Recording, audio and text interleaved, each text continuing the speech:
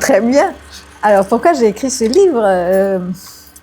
Pour plein de raisons, mais je pense que l'essentiel est le fait que je voulais partager à un très grand nombre mon expérience. J'ai une expérience de plus de 20 ans de formation, de direction d'acteurs, de mise en scène et aussi de comédienne, bien sûr, parce qu'à l'origine, je suis comédienne.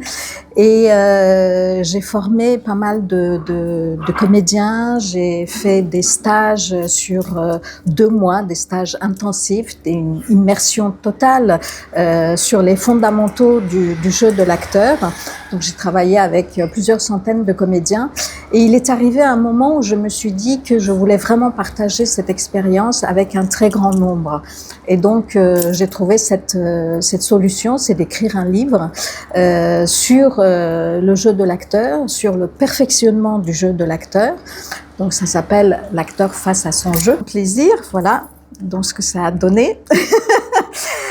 Et donc là, il y a une photo d'un des stages où il y a donc tous les exercices. Dans ce livre, je propose des clés sur les difficultés que peut connaître un comédien face à un réalisateur, face à un metteur en scène.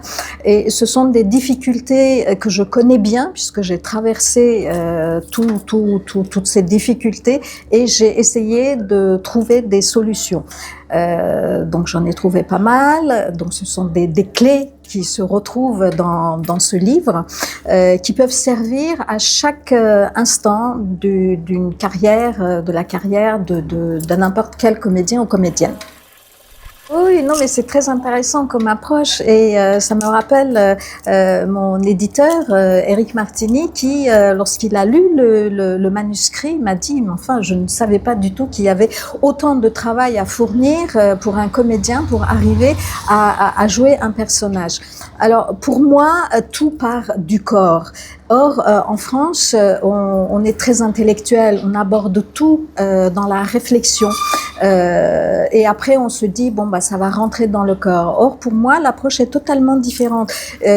Tout va partir du corps et c'est le corps qui va amener au jeu, à créer le personnage. C'est pas par la réflexion, c'est totalement organique. Et pour arriver à trouver son corps, d'abord son corps et ensuite le corps du personnage, de construire le caractère, c'est à travers le corps. Et pour ça, évidemment qu'il faut bien connaître son corps. Il faut savoir respirer. Il faut quand même le dire, c'est que l'enfant qui naît, le nourrisson, respire tout à fait naturellement. Et au fur et à mesure que les années passent, qu'on grandit, eh bien les contraintes de l'éducation, le rythme de vie, etc., fait que de plus en plus on serre, on ferme le plexus solaire, on se courbe et la respiration change.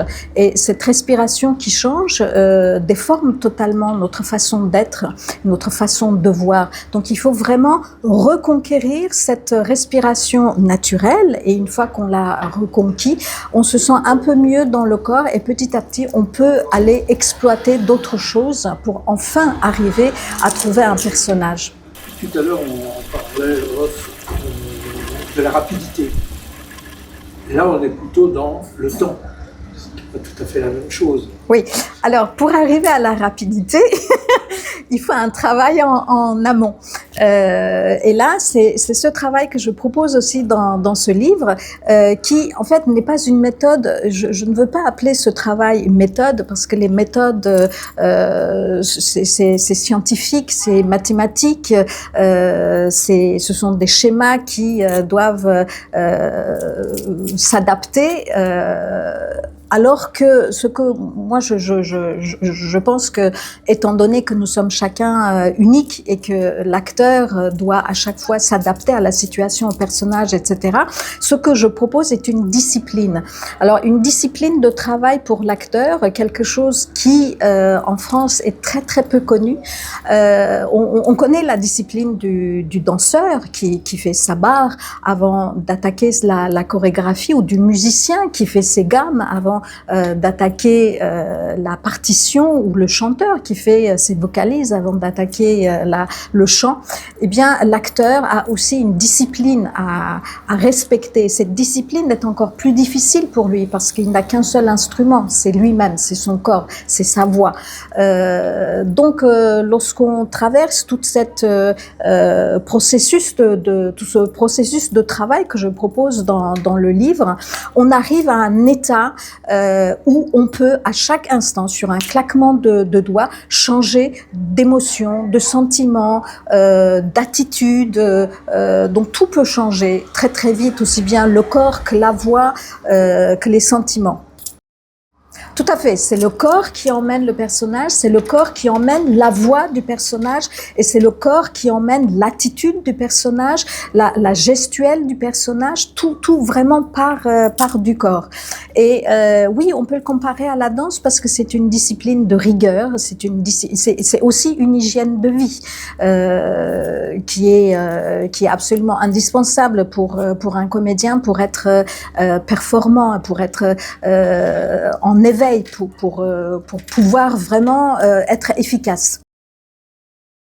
En fait, cette discipline que je propose, donc ça peut prendre entre une demi-heure à 1 heure par jour, qui est une préparation physique, une préparation vocale et une préparation aussi spirituelle.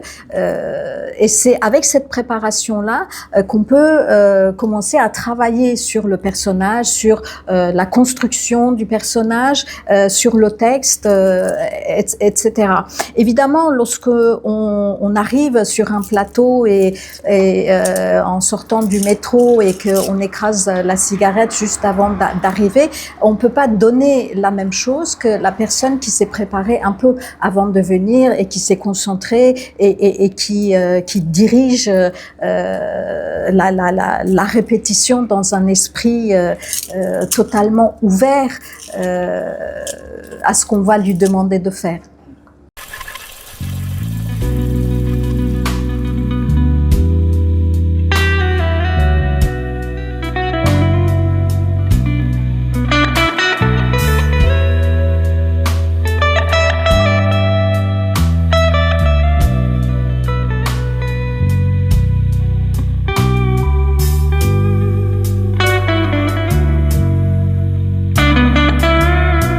Oui, bien sûr, on fait appel à moi pour des personnages dont ils ne savent pas comment construire, ou alors pour des personnages qui est décrit par le metteur en scène ou le réalisateur, et eux ne savent pas comment y parvenir.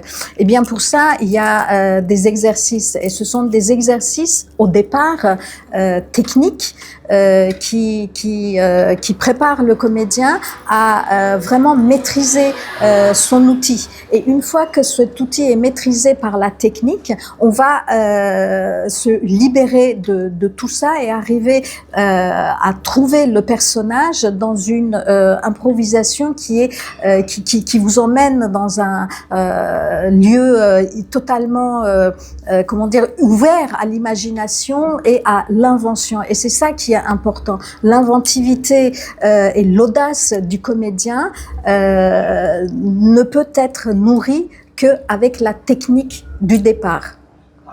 C'est comme la danse classique. Si vous n'avez pas de base, vous ne pouvez pas faire les autres danses. Donc au théâtre, c'est pareil. Il y a une technique à avoir, à maîtriser pour pouvoir aller dans la création. Tu disais qu'à force de jouer la comédie, on finit par s'imaginer que la vie est une farce, c'est vrai, mais il faut y croire. Mettre un peu d'art dans sa vie et un peu de vie dans son art. Vous n'avez pas cru à la sincérité de Cécilia, vous n'avez pas cru à l'amour de François pour Isabelle parce que vous n'êtes pas encore de bons comédiens.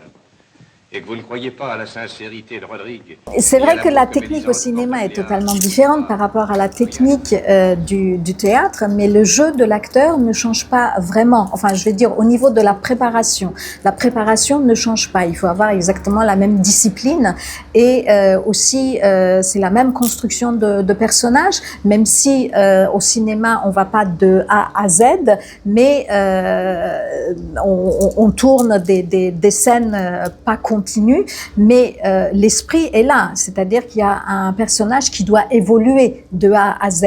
Et donc par rapport à la découpe, on sait qu'à telle scène, le personnage doit être dans telle situation, dans tel état, et avoir tel sentiment, et établir sa relation avec l'autre, son partenaire. Est-ce qu'on peut travailler dans l'urgence? On peut travailler dans l'urgence et en fait c'est le propre de notre époque, c'est que tout est dans l'urgence et qu'il faut tout avoir tout de suite. Donc on n'a pas le temps de faire des recherches, des expériences de laboratoire, etc. Et ce livre est aussi intéressant pour ça puisqu'il donne des clés en fait pour plein de choses.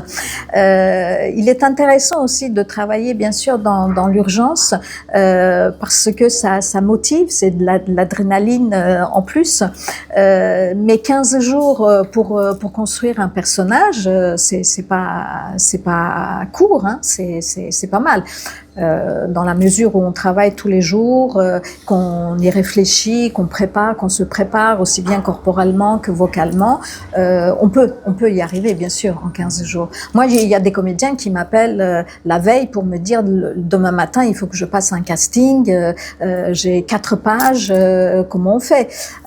Eh bien, on travaille.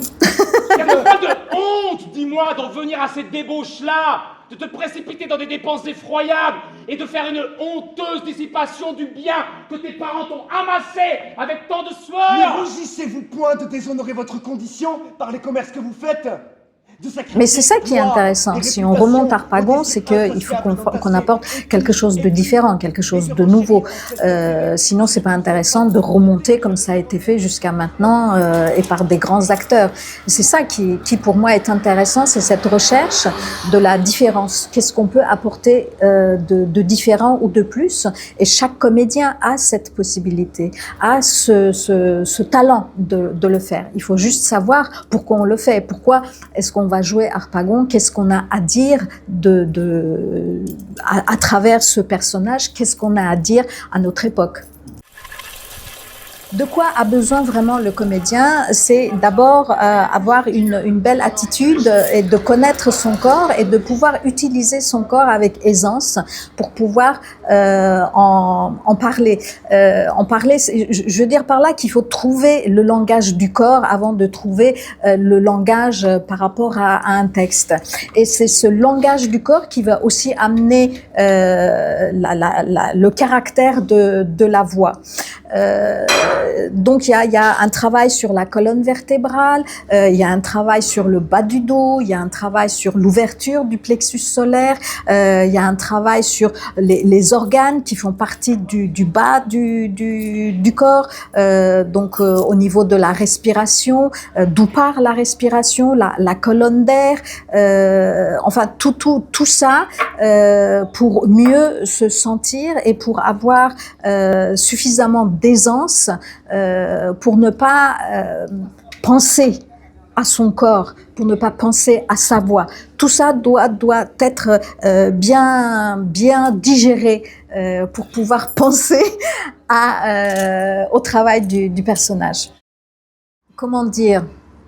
Avant, mais bien avant, les metteurs en scène et les réalisateurs étaient aussi des directeurs d'acteurs. Donc, ils dirigeaient leurs acteurs qui avaient le temps aussi de le faire et qui avaient la capacité de le faire. Aujourd'hui, les choses vont très très vite et les metteurs en scène et les réalisateurs n'ont pas le temps de travailler avec leurs comédiens, de préparer les personnages, de leur expliquer de quel point il va, à quel point de A à Z, comme vous avez dit tout à l'heure. Donc, c'est aux comédiens de se débrouiller. C'est pourquoi ils font appel à moi ou à d'autres personnes qui sont des coachs.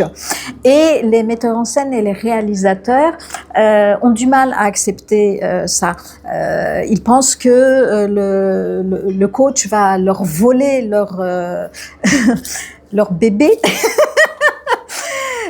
Ou alors qu'ils vont les amener ailleurs. Or, mon travail, au contraire, c'est d'aider le metteur en scène ou le réalisateur, de le soutenir et d'être un intermédiaire entre lui et l'acteur, parce que j'ai constaté très souvent que lorsque le metteur en scène ou le réalisateur donne une indication à un comédien ou une comédienne, eh bien, ça ne percute pas tout de suite. Il faut leur parler de façon à ce qu'ils comprennent ce qu'on vous dit. Et donc, il y a des mots à employer, il y a une façon de dire les choses que fait que le comédien comprend tout de suite et rentre dans le désir, on va dire, du metteur en scène ou du réalisateur. Et malheureusement, ce qui fait que je n'assiste pas aux répétitions, je n'assiste pas au tournage. Ce sont les comédiens qui après me font un rapport en me disant voilà, ça s'est passé de telle façon et que le metteur en scène ou le réalisateur voudrait que j'aille dans ce sens ou dans ce sens. Et donc on fait un travail en amont du tournage ou des répétitions de théâtre.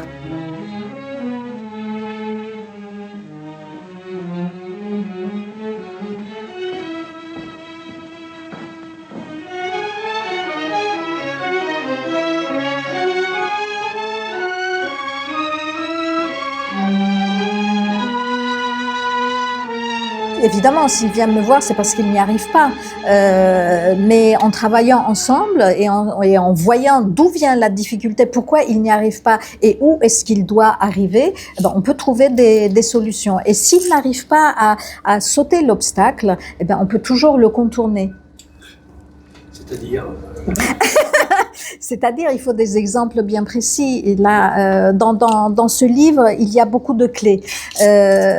Et je pense que, avec toute l'expérience que j'ai pu avoir, aussi bien en tant que comédienne qu'en tant que metteur en scène ou directrice d'acteurs, connaissant toutes ces difficultés-là, je pense avoir trouvé pas mal de solutions. En tout cas, il y a beaucoup de clés qui peuvent ouvrir des cadenas, des portes, des fenêtres, tout ce que vous voulez, pour pouvoir vraiment avoir une réponse aux difficultés présentées.